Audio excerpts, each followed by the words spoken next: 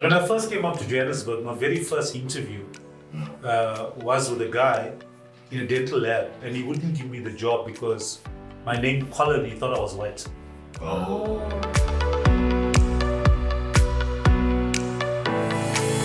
Some of the older colleagues, they didn't like call centers. They thought, no, they come from the devil. Call centers, they just wanted their offices, and the business model was so different. Okay. So I had to convince them. So they said, okay, we're going to give you X amount of money, and you can have 6 staff and do what you do.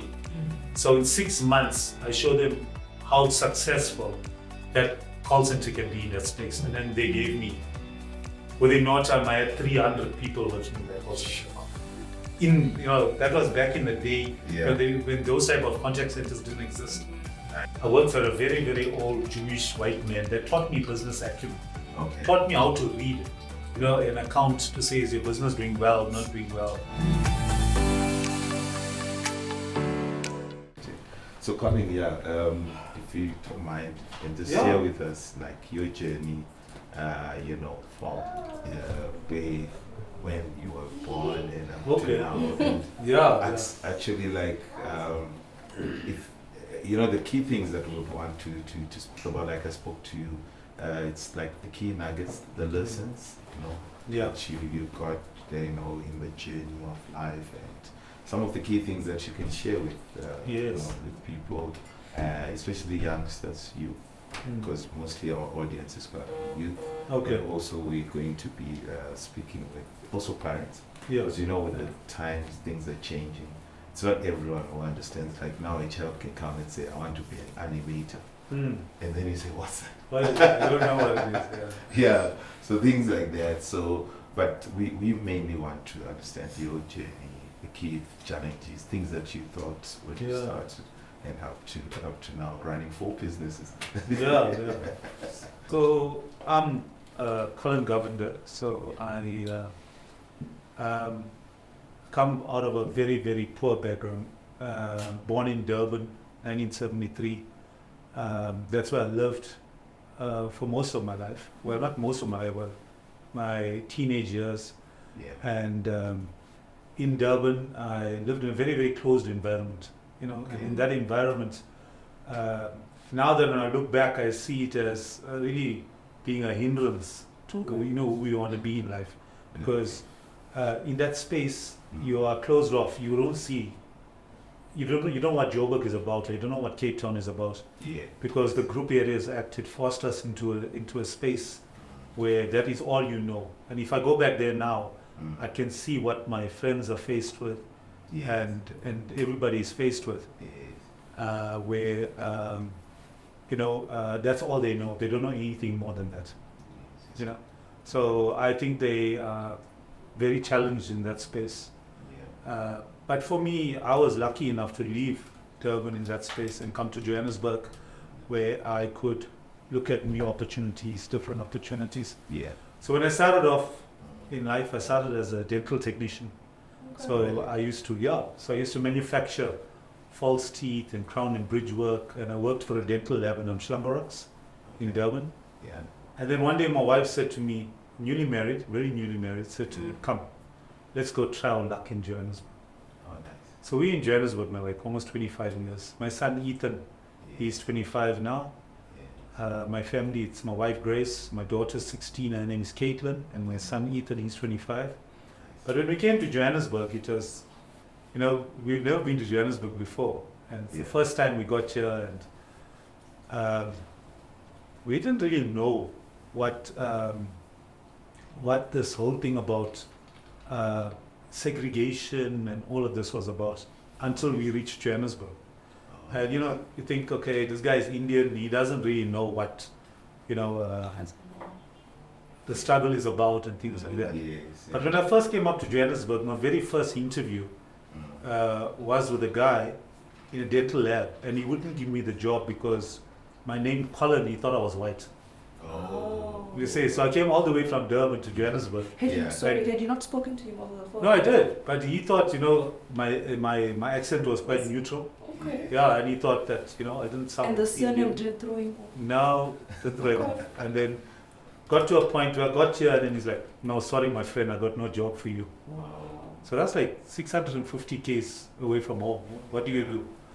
So my wife came up to Johannesburg and she got a job. And that's where it all started from there. And then I've never worked in the dental field again. And from there went straight into working for Sanlam. So I was desperate. I just wanted a job to feed my family and all of that. So that's how I started in the financial services space. And since then, I've worked for Sanlam, Santam, long-term, short-term, worked with brokers, direct, setting up contact centers. Very, very, very colorful career for the last umpteen years. And then last year I turned 50. Oh, nice. Yeah, just before I turned 50, I decided to go on my own and open a few businesses. But it's been challenging, it's been rewarding. But with all those lessons that I've learned in corporate, and I've tried to adopt it in my personal life and in my businesses. So some businesses are successful and some not so. And in business, you have your ups and downs. True. But one of my great passions is, it's about trying to help the youth of South Africa. And, so there's a couple of companies I subscribe to and a couple of things that I do to help young people to seek employment, find employment. And so that's where I want my legacy to reside. So, although we have a trucking company called Empire Trucking, got a solar company called Sun Smart Energy, got a contact center, Global Bazaar, and then obviously we have this other company called Empire Protector Film.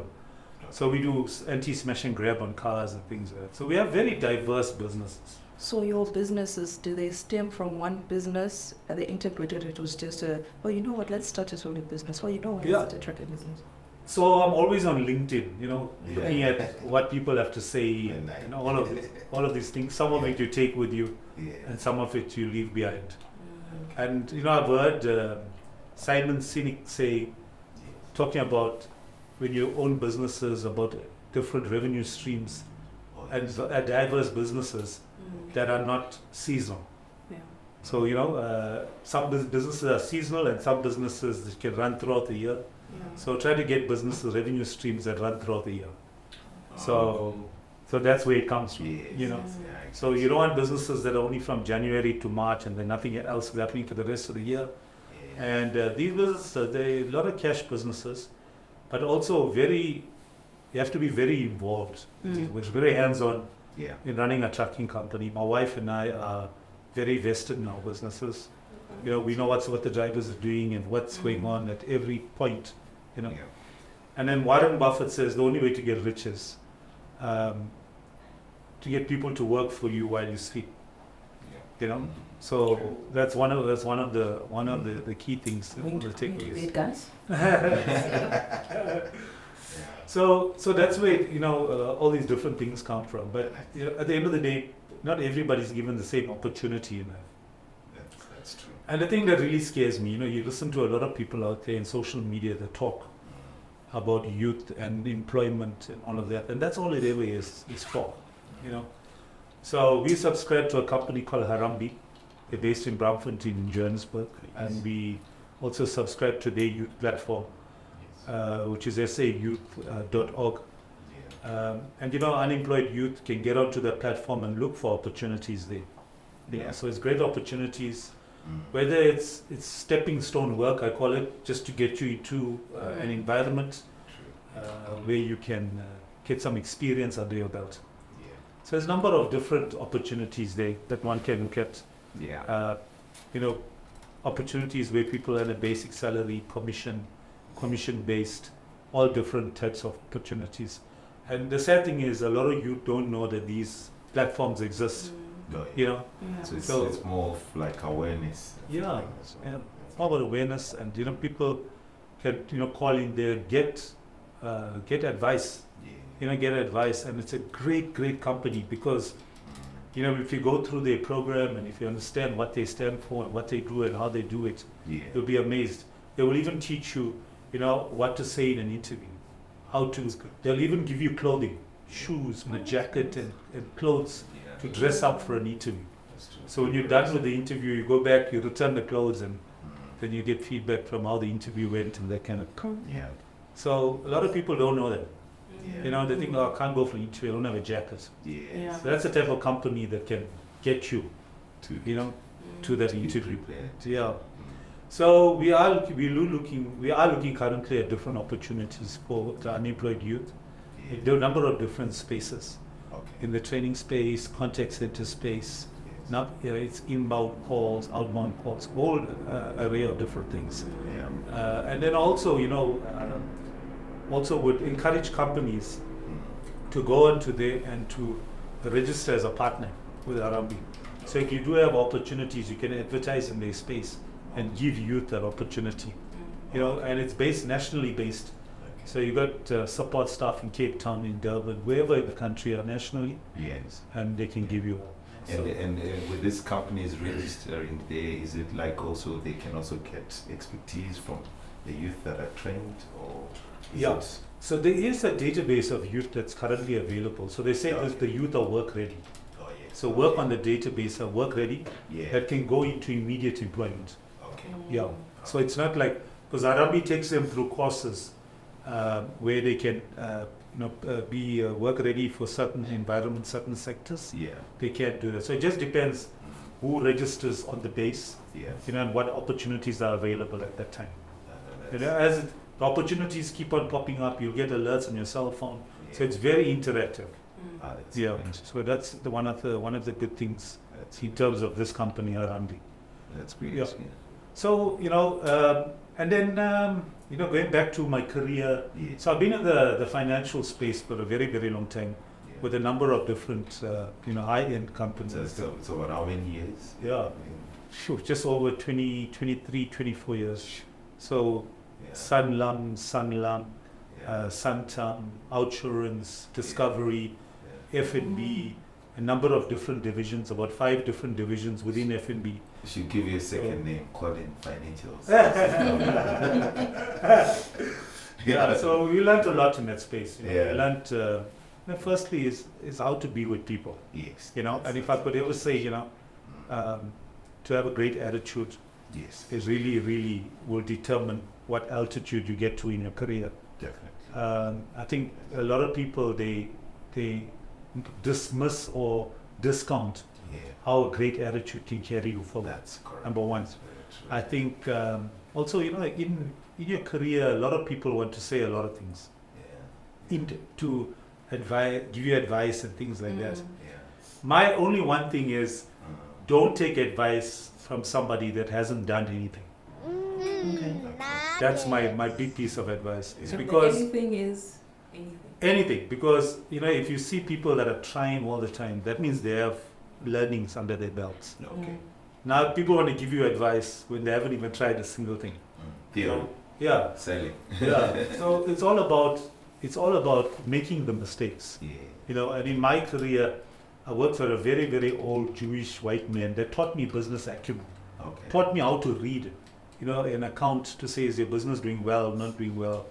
And he's since passed away, but he's taught me a lot from a business acumen point of view. And he always used to say, not all your enemies are your enemies, and not all your friends are your friends. Okay. Okay. You know, so although, you know, you think about something like that, you think, but you know, my friends are my friends, but not every friend of yours is your cheerleader. True. True. That's true. Yeah. So there's so many, you know, things, people will say a lot to you. We don't believe everything we read, you know, and we shouldn't. You know. That's true. So just like that now, when we educate ourselves, one of the biggest things we educate ourselves to is to find the truth in what we read. Because you can read as much as you want, but you know, if you don't find the truth in what you're reading, Yeah. then you cannot absorb it. So that cannot become you in your next phase of your journey or whatever it is. That's So I think the important thing is yeah. you absorb everything, Mhm. and then you keep with you what What works. works and Because is meaningful. I actually, I think it was Jim Rohn was talking about that you know, be a student of life. Yeah, Don't just be a follower. yeah, Like anything that you get, you just follow and stuff. So I can relate to 100%. Yeah. what you're saying. So I think it's important, you know, everybody wants to be successful in that. True. But you know, what are those ingredients to make you successful? Yeah. But you know, you will go through, you will make mistakes, And even in mistakes, and even in my corporate life, I should always tell staff, make new mistakes. Everybody, even myself, every day you make mistakes. That's People cannot frown upon you because you make mistakes, because they themselves should be making mistakes.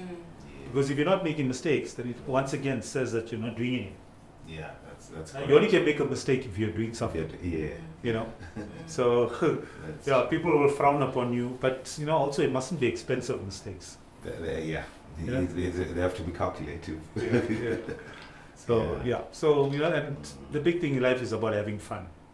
There's whatever environment it is, it's about having fun in those environments, enjoying it and learning. But whatever big learnings come out of it, I think that's key. And any work environment, you want to make it fun. Like you always hear people saying, you will have fun doing something that's like never working a day in your life.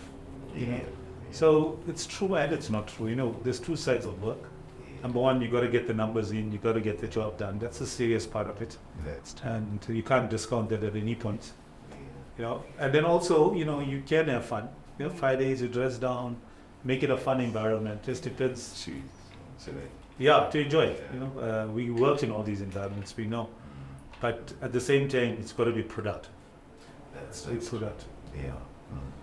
Sorry, Collin, you mentioned a very important thing about mentorship, the Jewish mentor. Area client. Yes, that's like a mentor to you. What's that? Is there, how much impact did that really help you, like also with your career?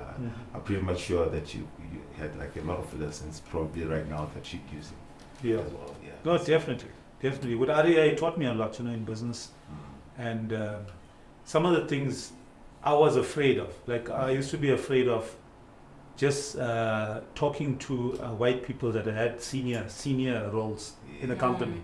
He's the CEO and he's the boss. Because I come from an environment I didn't even know a white guy. When I grew up, I never knew a white guy until I got to Johannesburg. And I was afraid, and then he would be like, no. You walk into the CEO's office and give him this report and tell him this. So he taught me how to interact with people. Very, very practical things.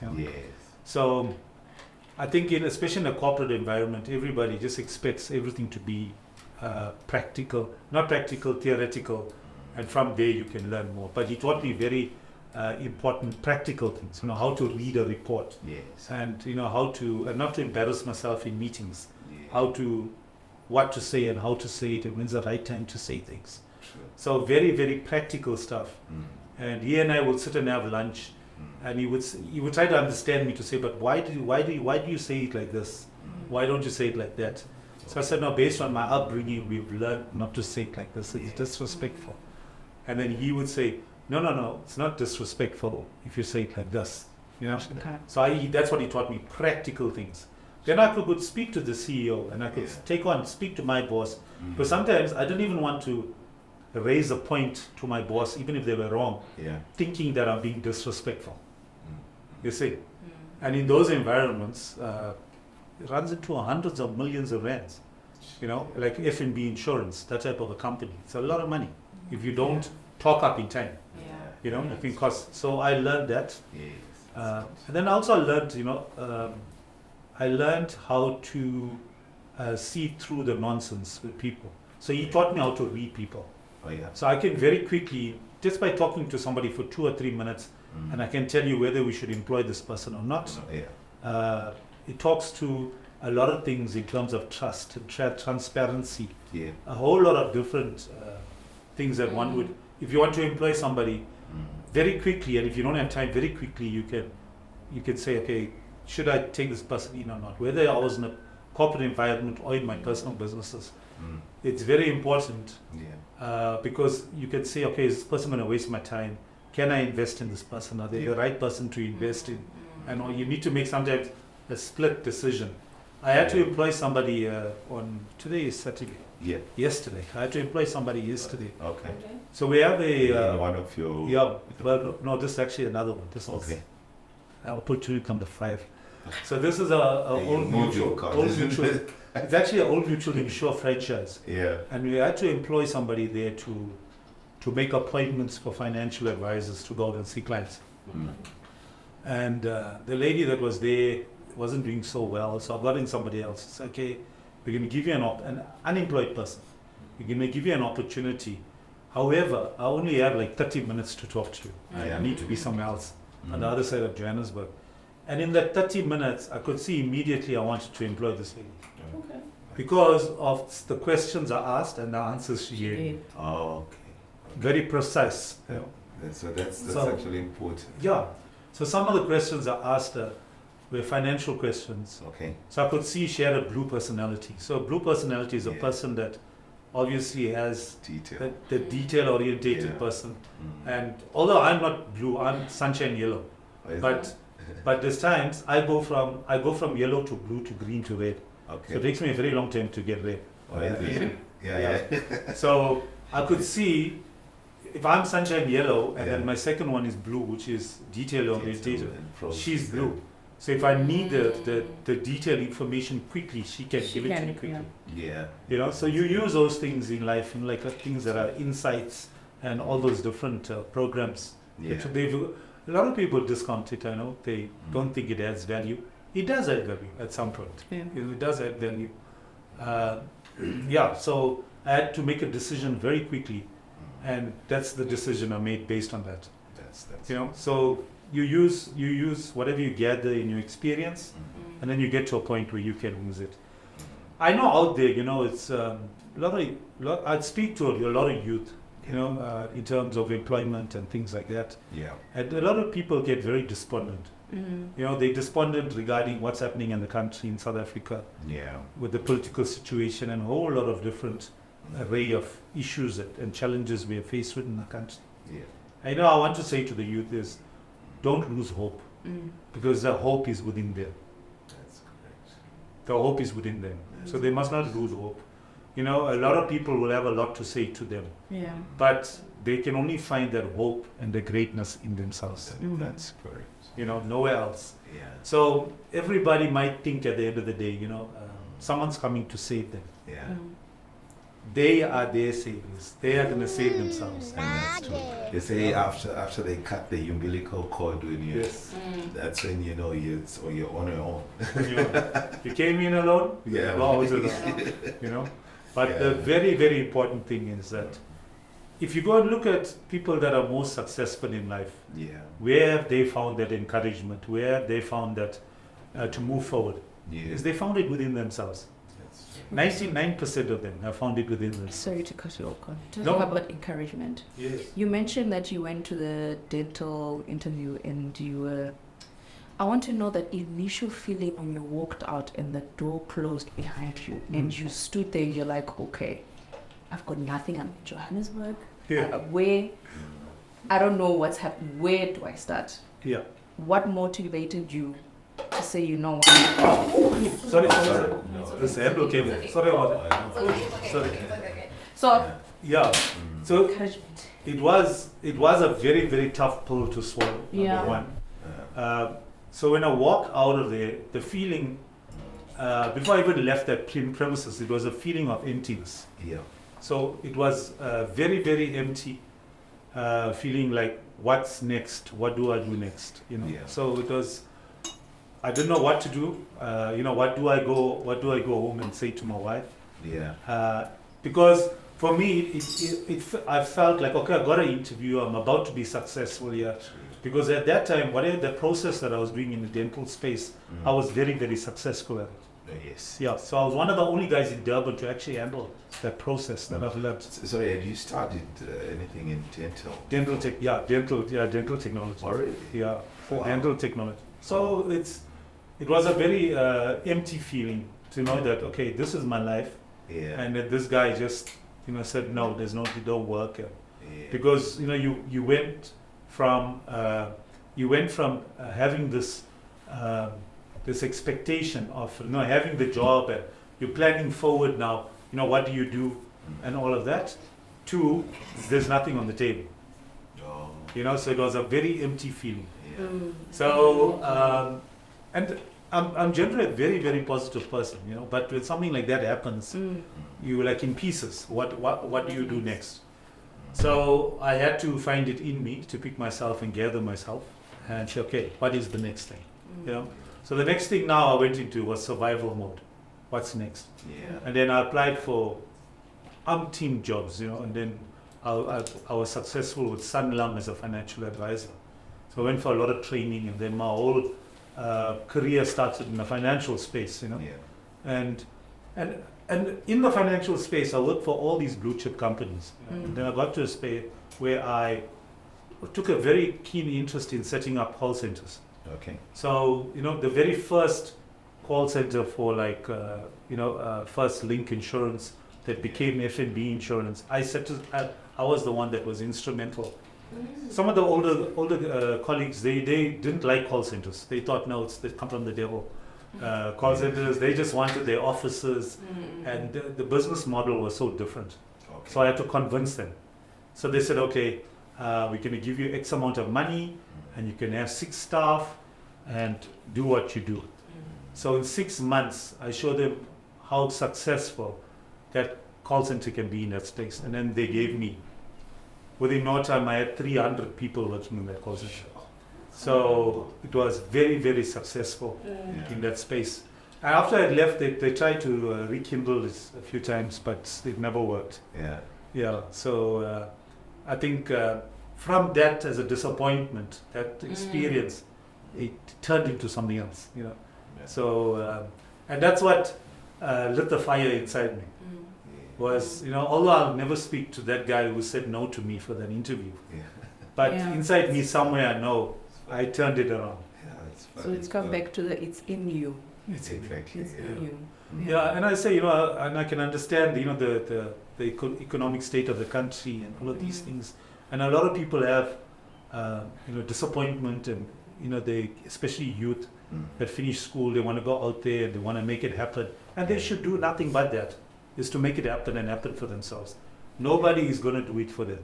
Nobody, absolutely nobody, is going to do it for them. Yeah. They need to do it, and whatever they study, whatever they do, they might look through the window while they're studying and see their friends playing. Oh yeah. But one day, what they study they're going to be far ahead of everybody else. It also taught me a lesson. It taught me a lesson that. Thanks. It taught me a lesson. When I worked for Sanlam and Santam, I used to travel quite a bit. Okay. There was a January in 2020 or 2019. Yeah. I traveled for 17 days in the month of January. 17 days, that's the whole working day. Yeah, it's like 21 days. Yeah. So I traveled quite a bit for business. Yeah. Going out and seeing clients and just flying.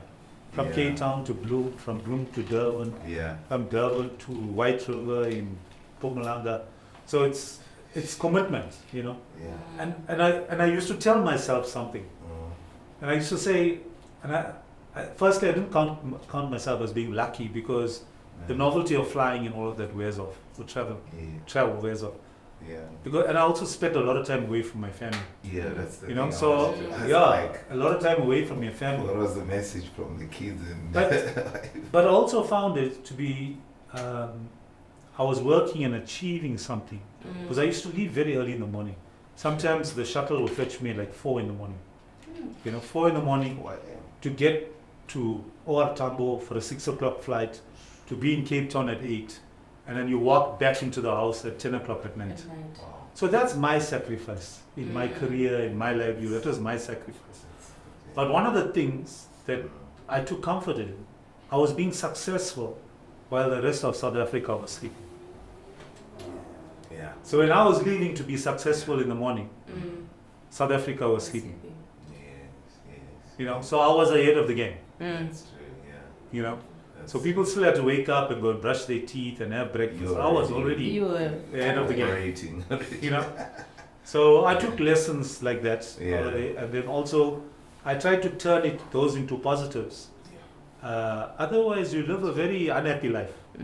That's correct. So you need to understand what those positives are, and then how you pass it on to others. They pass it on to others. But to start right at the beginning, it's always to live a grounded life. So we are grounded in church. We serve in church. We go to Weimar Ministries, and we serve in church. And it's very important to be grounded. So when we do go through those difficult times, and we know to look for 12, so that's very, very important. Collin, you mentioned something quite important earlier on, like even when you said you recently employed someone else, just a short space of time.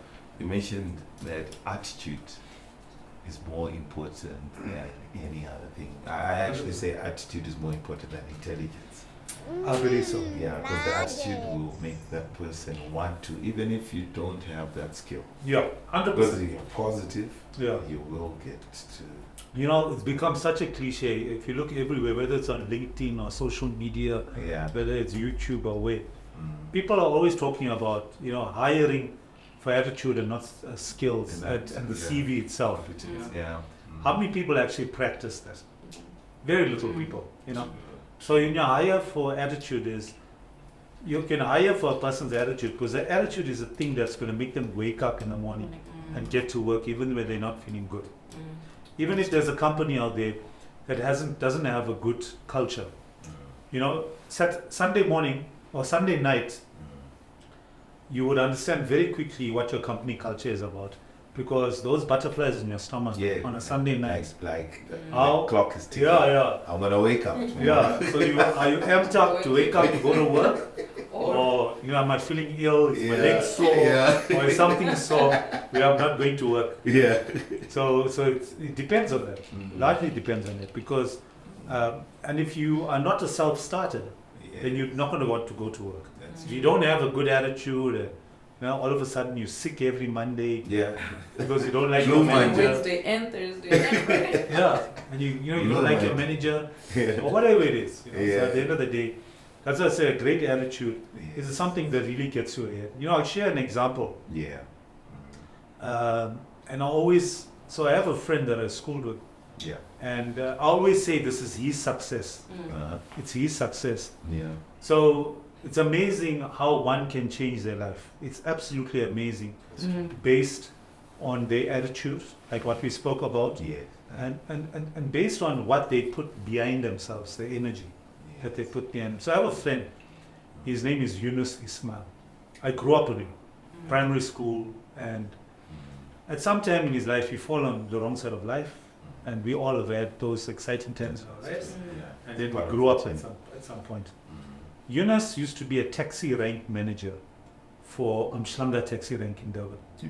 Okay. So the one day I went down to Durban and I saw him there. And we had a quick chat, and I said to him, call me tomorrow, Monday. And I told him, there's opportunity in Johannesburg, come up to Joburg, and I can fix employment for you. There's a job I can do for you. He came up to Johannesburg. Today, Yunus is my personal and commercial insurance broker at FMB Insurance. Amazing. I'm a taxi rank manager. So he used his intelligence, he used his attitude. He used his attitude. He put himself through studies. He put himself through all of that. Today he's a commercial insurance broker. He actually deals with fleet insurance. Wow. Imagine that. So it doesn't talk about where you start. It's about what you put into your journey to where you can end up. All I did was open the door and say, here's the opportunity. What he did with it. You understand? And I'm not a clever guy. I'm not a very clever guy. If I could do it, he could do it. That's true. Anybody could do it. So like we said, we're going back to this thing of attitude. What attitude you have towards your future. That's correct. So I think it's key. It is a key thing, because attitude will carry you in all aspects of life. Your personal life, your professional life, all of these different things. But I'm just using Yunus as an example to say, he could have still been there, staying in that situation he was in previously, to very, very different life in today. He lives a rich life. He's married. He's very happy. He's got a wife. He's got a small child. and he's the daddy of the family. He's got his own house. Amazing. And if he stayed in Durban, where would he be today? That's very cool. But he used that, and he just that wind behind him to get him going, and it all lay in him. He always says, Collin, I want to say thank you to you. And so I said, no, absolutely you were just a vessel. Just a conduit to get him to that point. Yeah. But it was all him, So I reach out and I say to the youth today, out there, use that as an example. That's correct. We're always available. People need to talk to us for advice and things like that. But like I said, it starts within them. It's the fire, like you mentioned. The fire should. You cannot be wanting to get to somewhere in life, but somebody else must take you there. Yeah, it has to be. It must start within you. It must come. It's nice to get mentors and people. And if any youth are looking for mentors, they must look for mentors that have walked that journey. Not people that just sit in the desk, behind the desk and say, I want to be your mentor. It's because it's practical and theoretical. Yeah. So people must also be very wary of who you allow into your life, because if the people are going to give you advice, it can't be like a toxic relationship. It has to have people there that can help you to move you forward. That's correct. And you got to see evidence of that going forward.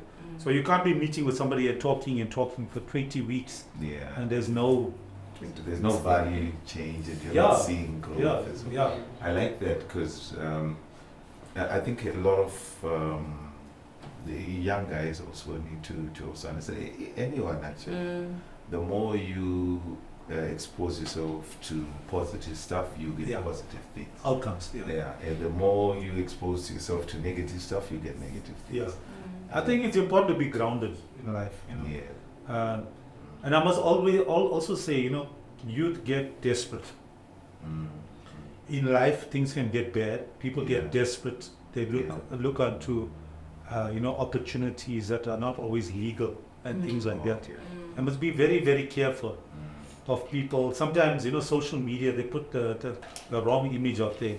A guy driving a Maybach and a guy's riding Mercedes, and it's always got bottles of champagne flowing and all of these things. And the youth are very easily taken by this. They want to live those lives. They say overnight success was made in about 15 years. Overnight success. So it speaks about patience. But patience looking at right opportunities and all that. So, if overnight success made people rich, we'll all be rich. Right? So we have to stay and walk the path. And it's hard work, guys. It's hard work out there. Whether you want to start a small business or whatever you want to do, it's hard work. And you need to know that, you are going to put in hard work to get the benefits of it one day. So people that think, you're going to get rich overnight, and there are people out there, maybe somebody that won the lotto or whatever it is. But normally it doesn't happen. I think it also speaks to what you're saying, Collin, about when you're speaking about your 4 businesses. It's seasonal. Yes. So you have to be patient, because otherwise you just think that first business, the solar business, is going to make me a billionaire tomorrow, and I'm just going to stay a billionaire the whole year, But it has to, it's going to go through. 100%. It goes through cycles. Just like anything in life. And sometimes the solar business is quiet, and the trucking business is busy, then other things are busy. And then it's a good thing when everything is busy. But life is not like that. The thing is, what's important is the learnings that come out of it. True. What you learn in one sector, you could apply in another sector. It's just that you need to, like anybody in life, you need to know what you want out of life. That's very important. And it's not, I must reiterate, it's not easy out there. It's difficult, but you can get people to help you. You can get people to help you. But also, youth must be, like I said, they get desperate at times. They must be very careful who they deal with. Because in recent days as well, I've come across some companies that exploit people that are looking for work. Exploit people that are looking for jobs. And they say to people, no, you're going to earn 20,000 a month, and people get there and then they only earn 4,000 a month. So they exploit people because they know, people are desperate out there for jobs and things like that. So you must be very careful what you sign how you sign. And don't just sign on the dot. Take the document away. If you give yourself time. Go and absorb it, understand it. Yeah. If you don't understand it, speak to people that understand it. Don't just sign your life away. You know, it can be also a very, very expensive mistake. Because if you sign a contract like that, then you are held to it. Yeah.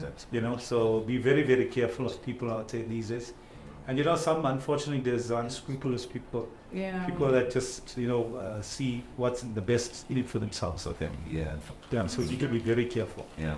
Sorry, Collin, I'm gonna just take you a bit back. Yes. Like from 1973. So when you were young.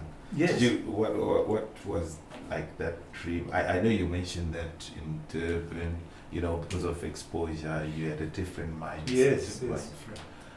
But take me like back there, like what were you thinking that this is gonna be my profession, or this is what I wanted to do when I grow up? What is it that, and is it the same picture that you've got now?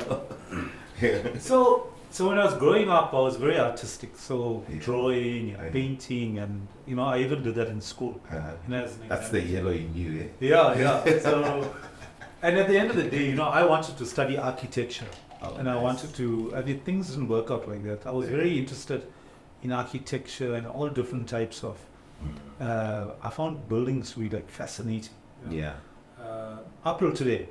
And I even worked for Santam Real Estate because of that innate in me, about having this passion for buildings. Yeah. And I got to a stage where I thought, okay, now I had to choose in life, what I wanted to do, where the money was and where the opportunities was. And my late dad at the time, he was trying to help me to see, okay, where's the best place to get into and that kind of thing. And then to study architecture, it was both arms and both legs. It was very, very expensive at that time to get into a proper academy for architecture. And so that dream died right there. So it just depended, what was available at that time, and what I could get into at that time. And then I found dental technology to be very interesting. So I got into that. Yeah, and then I served an apprenticeship in dental lab in Amsterdam. And that's where life began, So I found it to be actually more interesting than what I thought it was, being exposed to the people part of it. The guys, the dental technicians, and creating the relationships with dentists and all of that. So that became very interesting at that time. Yeah. And so I learned a lot in that space, and it did, got me to survive for a while as a job until I got to Johannesburg and things happened a bit differently. So when you moved to Johannesburg, did you now have family or? Yeah, we had very little family here, but we did get we had family that supported us here in Johannesburg until we sorted ourselves out. Yeah, but that was also a very interesting period because I was trying to find my feet. Okay, what do I do next? What is the next thing in terms of survival mode? Yeah. Safe mode. So that's been an interesting journey. Like I said, last year I turned 50, and it's all these different journeys that you go through. And then you get to a point and you think to yourself, okay, what's next? What is the next? So the next for me is to create a legacy. To leave something behind for my family. It's not only the financial support of part of it, but also something a bit wider than myself. Whether it's assisting youth for employment and teaching people some of the skills I've learned in life. So I'm always willing to pass that on to others. Just in a discussion, or have a coffee or whatever it is. And when I was in the corporate space as well, I always did that for staff. Like a 10 minutes with me, have a chat. Maybe there's a challenge, and I enjoyed talking to people that were in operations because they knew where the problems lay. And because they work with it every day, they actually know what the solutions are. The problem is the managers don't listen to them. That's the problem. So that's why I got to short circuit the process to understand. That's also interesting because I've got to learn about the different aspects in business. So you only know about strategic part, but you don't know about the operational part. Yeah. You know, when you talk to people, now you understand what is an FTP site, what is this, what is that. You know, things now fall into place. Yeah. And now you find yourself sitting around a table, actually understanding what people are saying. True. You know? True. And a lot of people, you know, they try to ask questions in meetings. Mhm. And I always say there's no such thing as a stupid question. That's true. I've asked lots of stupid questions in my life. Yeah. But you know, if you don't know what an acronym stands for, you must ask. Yeah. Then you're part of the conversation. Yeah. You know, now all IT people are talking, you don't know what are these people talking about. You know, you feel so left out. You know? So, And it's actually a very good thing, because if you don't ask now, you're not going to be able to add value. yes. Because with the fact that you're already in the room, Yeah. you're part of the meeting, 100%. people need value from you. So rather, if you don't understand, just ask what's 100%. case here. Yeah. TV. Yeah. So you know, at the end of the day, you go through all those learnings, but it's so important to pass it on. Yeah. You can't just learn and keep it to yourself. Yeah. You know, Yeah. and I think in business, there's critical things, there's crucial things. If people just know it's about information, if you know, you can make a better decision because you're making an informed decision. Yeah. If you don't know, you don't know. But if Mhm. you do know, and you know, I say it to youth as well, and anybody in any business, make it your duty to know. Go and find out what's going on. Yeah, that fire, the attitude we Yeah. spoke about. And it's a learning attitude as well. Colin, would you say that you know that the drive that you've got, or the natural instinct that comes within you when you're speaking with, you know, chats with the employees and stuff, would you say that came from the mentorship from your Jewish mentor, or is it From Aria, yeah. So yeah. I think 'Cause definitely. you mentioned you learned a lot of business acumen from Yes, a lot. so you also feel like, let me also put it down there. I think for me it was asking with him. It was Yeah. about him asking me the right questions Oh, yeah. and me asking my staff the right questions. Ah. You see, so it can be about any aspect in business, Yeah. but also, you know, we're all human. You know, at the end of the day, That's correct. if a manager is affected with something, his staff will be affected with something Yeah. at some point if they communicated with him. Mm. You know, so he taught me firstly about business acumen, how to read an account. To say, okay, is this business running well? Is it not running well? Okay. What is actuals? What is budget? What are the variances?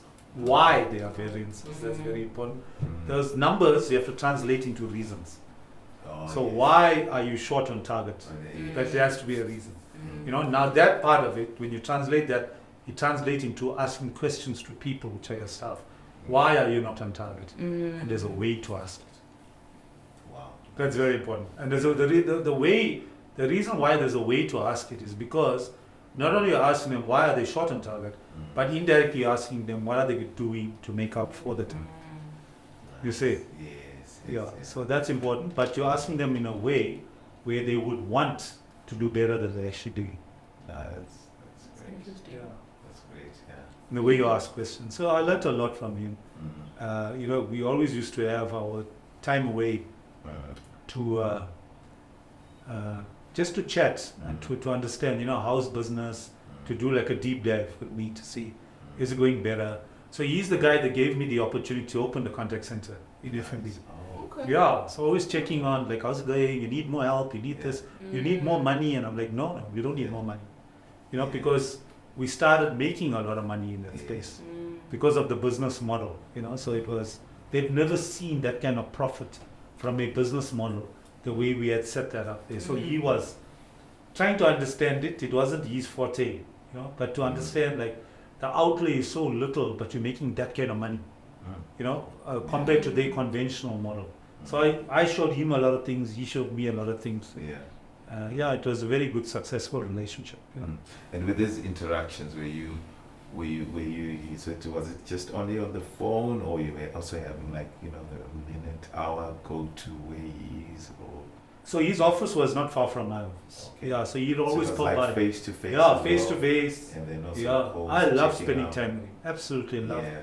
Because you know he would just drop these nuggets of gold. You know, Yeah. at me like, although he didn't know much about what I was doing in terms of the context call center environment, Yeah. but he knew business very well.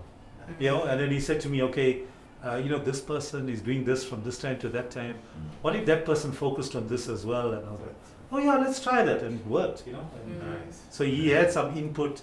He also felt valued, I felt valued we were advising each other and creating this big environment, Yeah. And eventually we got it to like 300 people selling insurance in that space. Nice. And that was back that was back in the day when those type of contact centers didn't exist. Nice. So we created sales contact center, we created the actual servicing environments. Yeah. And then other businesses started adopting the same models from us. That's good. Yeah, and then That's good. there's the guys that actually did all the business accounts. They used to come to me and say, "Yo, the rest of your colleagues, you're blowing them out of the water because from what you're spending to make is like almost nothing compared to what they are spending to make in their environments." Wow. And then I created an external environment. So brokers that went out to see clients. So that model was in place, but this was for high net worth clients. Okay. So we used to go and see owners of Altec Netstar. We used to do the renewal for the policy on a yacht in Cape Town. So that was very high net worth people. There was a guy here in Hyde Park. He used to pay us like 300,000 a month premium for one policy for his cars. Wow. And I'm talking about 19 years ago, 20 years ago. Yeah, that's 300,000 a month for an insurance. It tells you how many cars he had. That was powerful. Yeah. So it was very interesting times. Interesting. Very interesting, my career, my life journey. Yeah. And all of these things that you learn in life, you try to pass it on to others. Yeah. So that's where we are. Even at church, I have a team, that I take care of, and you try to pass on what you learned.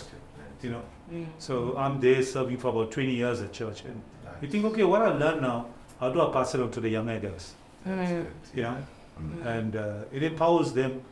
It makes them. For me, it's all about how you show up. It goes back to the attitude thing. So even if you had a bad morning and if you come to work in a good attitude, your day will definitely get better. Yeah. That's why we like to smile. Yeah, we were actually talking about the other day your why.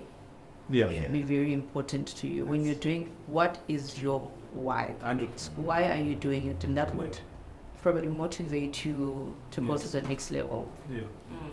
And like I said, like with my why, it's about creating what I've learned. I want to pass it on to others.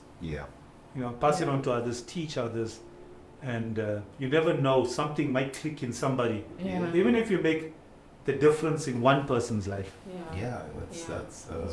That's more. I guess also like when you're mentioning also your bigger picture and what you now want to do. And I guess that's quite important because I've noticed most people, like when they start their careers and stuff, it's all about the money. Like, I want money. But now you click the 5 fingers, the 5 decades, and now it's now purpose. What is it? That's why also I guess you're speaking about the purpose. About sharing. About sharing what I got. Let me also get someone else. 100%. And I like the story about the guy, the taxi guy. Like, it's also his fire, but you are used as a vessel by our maker to enable him to get to that part. So my general attitude in life is to help people. My general attitude in life, and in the past, when I was younger, people, not everybody is kind to you, and people like that you stay away from. And I personally would stay away from people like that and just continue with what I feel will add value in my life.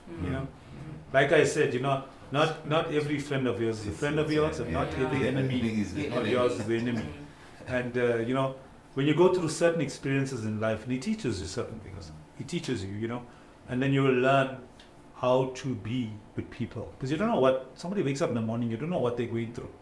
That's correct. So that person can be your enemy, but that person can treat you well. That's true. That's better than your friend can treat you. So they say keep your enemies close. Yeah. So there's a lot of those learnings, that you'll pass on to people. And normally people, if you look on social media, Yeah. it's all very positive, and that's awesome, and that's great. There's another side to life. Yeah. And normally people won't want to talk about negative things or things that can impact you negatively. Yeah. Yeah. But I always say, you take the good with the bad. There's always two sides to a coin, there's two sides to a story. Yes. And it's important to teach people how to navigate that That's correct. in life. Even if it's negative, how do you navigate it? So like with us at church, there's things that happen, there's people that you're dealing with, things that can happen anytime, in any environment. Whether it's work, it's at church, it's at home, all different aspects of life. But how you, what you learn will determine how you're going to handle the situation. That's correct. Yeah, that's important. And then they also say, life, I always say this, life, so it's like a battery. Battery's got positive and negative. However, for you to understand that there is a positive is because you've seen the negative, and for anything to work, you need both. You need both. But however, like you're saying, our mindset, we should more incline to positive. Correct. Yeah. Yes, we acknowledge, there are friends, there are people that are negative that will probably want to, give you bad advice or anything. Yeah. They're smiling at you, but they're giving you advice. You're thinking it's good, but they know what they're doing. But at the same time, you get that wisdom to say, no, I'm going to incline myself to positive. And that's where the attitude 100%. comes in place. Also, when you wake up in the morning, everybody knows good from bad. Yeah. Everybody knows. Nobody can teach you right from wrong, good from bad. You know that it's inherent. It's in us. How we deserve, how we want to deal with that will determine. Because sometimes we don't want to be disappointed by people. So we'll think, no, that person could not meant that. They actually meant a good thing when they actually meant a bad thing. Because you don't want to see people in a negative light. So you say, oh no, but you know what? That gut instinct will never fail you. Will never ever fail you. So it's always in you, right from wrong, and that gut instinct. Always go with that gut instinct. Even if you fail at it, it's your instinct. And you know how to read it better next time. True. That's correct. It's continuous improvement. Yes. We call it the different checkpoints. So I think my big thing for today is about helping people. Number one, whatever environment it is, help people. Even if people don't help you back, or even when you do help people, you will help not to ask for anything in return. Without expectation. Without expectation. So and it's about consistency. Life is about consistency. So I think a lot of people discount consistency because if you look at it, that's what people look at. If it's service, they want good service all the time. You have to be consistent at it. Whatever people look for in life, whatever they want, they look for consistency in everything. If I have a doctor that I go to all the time, if the doctor is a good doctor and he's good all the time, I look for that consistency. Continuous. Now I'm probably looking for an accountant. I want to make sure my accountant is good all the time. It's consistent. If that accountant now one day is good, one day is not so good, I will look somewhere else. Definitely. So consistency is it's key. It's a great currency for today. That people should lean into. Consistency. Cool. So Collin, I also wanted to just check also with the pressure, and I'm pretty much sure you're also getting through the same thing right now with all your 4 entities that you're handling. The pressure, how then do you handle pressure, stress, and like you said, you're also human. I think you also trade with plants like me. I give them carbon dioxide, they give me oxygen. So how do you manage that, and what's some of the mechanisms that you work with? So being busy is a very dangerous thing. Number one, you can be busy and not be productive. Oh yes. You can be busy and not be productive. That's correct. So for us, it's about productivity. So we measure productivity. All businesses come with its all different pressures and strains. So it's very, very important to have a to-do list So on my phone, I have many to-do lists. Okay. So if I wake up 3 o'clock in the morning and if I have a thought, I write it on my phone. It's a to-do list. And as I complete a task, I put a double asterisk next to it to show that I've achieved it. It's done. So it gives me a sense of accomplishment. And it makes me want to get to the next point to accomplish. It motivates you. Motivates me to get to the next one. Nice. Yeah. Okay. So different businesses, I have different to-do lists. That's good. One to-do list is like, okay, I need to get a website going, or I need to get the email addresses sorted, or I need to get the whatever done, invoice book done, printed, or business cards printed, or whatever it is. Yeah. And then I just tick it off. As a double asterisk, I know I've achieved it, it's done. What's next? So that keeps me sane, number one, to say I've done X, Y, and Z for the day. It's done. What do I need to do tomorrow? And then I'll work through a priority list like that. Yeah. So I have one for my house where I need to fix the curtain, or I need to fix something, strip at the door, whatever it is. Yeah. So I don't forget, because sometimes it's so much to look at, you can easily forget that I need to do this, or I need to do that. So I get through my stress like that. Yeah. And then there's things that pop up that you just can't, because you got a truck going past Colberg, you have a double blowout, you have to get people there to fix the tires and get this, get the truck going to PE again. So there's lots of different things to look at. But for me, it's the priority list. We have to work through the priority lists, because there's some stuff that we want to cram into today, then we can leave it for tomorrow. And the stuff that actually needs to be today, we need to do it today. So it can't wait. So so your priority list helps you to figure that out. And then when everything gets cluttered, it helps to separate everything, so you don't put yourself through unnecessary stress. Yeah. And then you must also give yourself time. You give yourself time as a timeout, go and relax and have a cup of tea or coffee or something, just to gather your thoughts. So I do that as well. But it's important to do that. We just go sit in the garden and play with the puppies, or whatever it might be. You need that time. I always tell staff as well, when you're working at your lunchtime, move away from your desk. Get a change of scenery. That kind of so makes you take your head and refocus when you come back. It's very important, because you might be working on something but you don't see the solution. When you move away from your desk and you come back with fresh eyes, you immediately might see it. So that's how we are wired as human beings. So I think that's important. I think that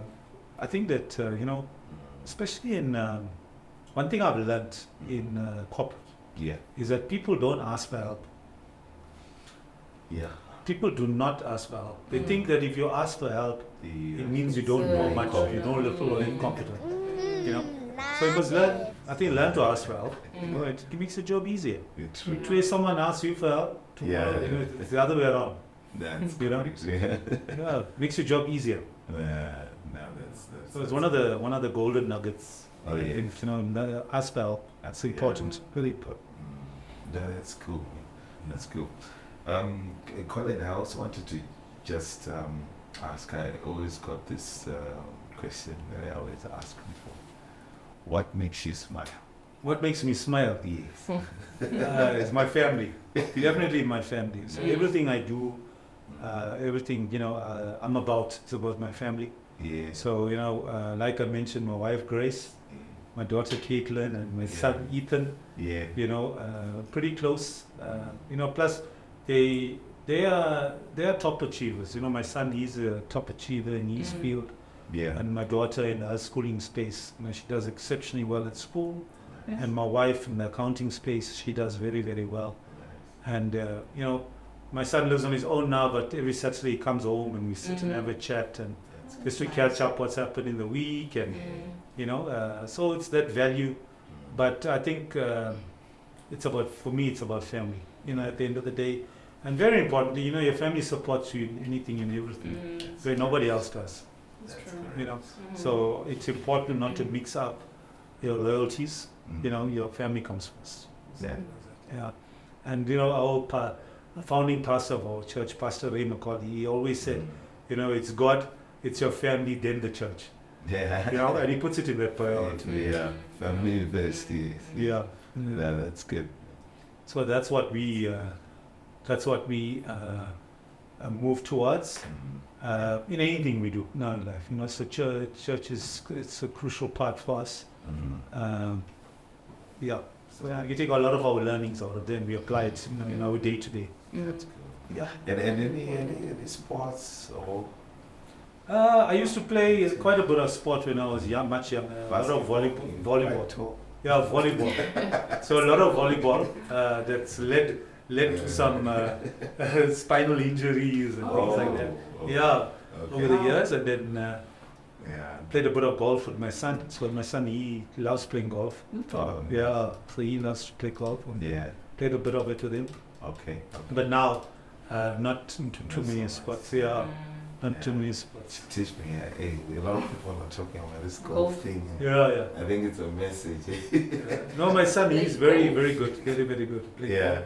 Yeah, you can put your both in touch. Ah, wonderful. Yeah. Wonderful. I would appreciate that. Oh, definitely. Yeah, that's great. Yeah. That's great. No, cool. No, thank you, Collin. No, you're most welcome. You're most welcome. Us. Like from the podcast, if there's anybody that wants to get in contact with me, they can reach out to you and get my details. People that would need help or advice or anything on, even like just to sit and have a chat and point them in the right direction, and they will be grateful to do so.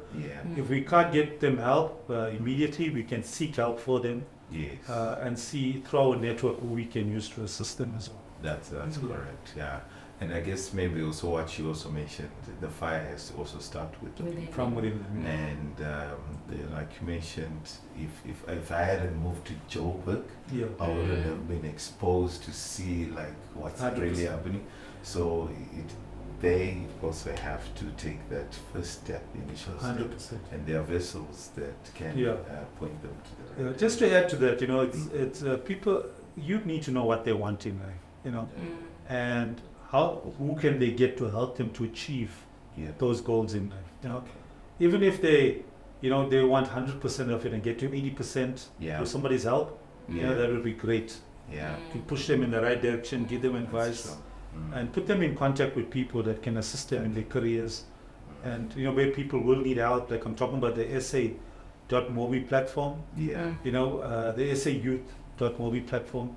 And that's one place to reach out to. It's a lot of people don't know about these type of platforms that are available. They just think that there's no opportunity. And some people, the young people that I've spoken to, I was surprised that I know it and they don't know it. I was quite surprised. And thinking to myself that there's great opportunity on it. I even know people that advertise jobs on that space. It's just the awareness that we also need to create. Exactly. So if people do want to get in contact with us, by all means, they can have our contact details. And then we can see who we can put them in contact with to help them. Wonderful. Definitely. We also share your contact details as well with everyone as well. 100%. But thank you very much, Mambuka. Thank you so much, Collin. I appreciate your time. You said you're giving him a second name, Collin Financial Govender. That's too long, like 20 years, 2 decades. When we meet up with him for the second one, he's going to have 7 businesses. Watch. Clearly. You say there's one coming up, right? It's hard to be on top of all of them. I tell you fight for time in the day. You fight for time. It's interesting the way, also opportunities presents itself. And then, what do you say yes to, what do you say no to? It's a good position to be in. But, if you can help other people with it, you run with it. But the good thing is it's got a son and a daughter as well. So they'll also help all of this. So that legacy I'm talking about. The legacy. That's the handover. That's power. No, that's power. Thanks so much for having me. We really appreciated your time. Thank you very much. We've learned a lot. We are now like where he was in his first job. 4 a.m. is up. We've taken time from the family, please. No. No, they know I'm here. They'll probably want a copy of the podcast. They will definitely. Just make sure they have internet. They sorted. Thanks so much, guys. Appreciate it. Great. Thanks a lot. Appreciate your time. Thank you.